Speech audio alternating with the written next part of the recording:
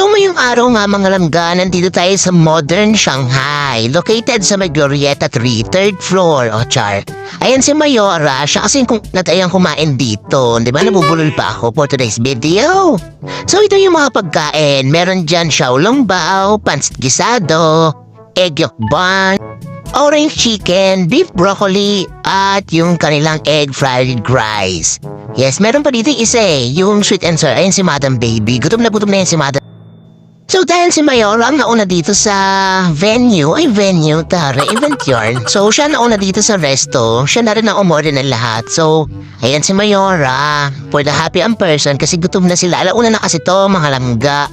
So ayan yung sweet and sour saka yung egg fried rice. So itong una kong kinain, yung egg yolk bun. Ang sarap kaya mga langga, parang siyang salted egg yun sa loob niya. Kaya ingat lang kayo sa pagkain kasi si Madam Baby na biktima neto. Natumihan yung damit niya kasi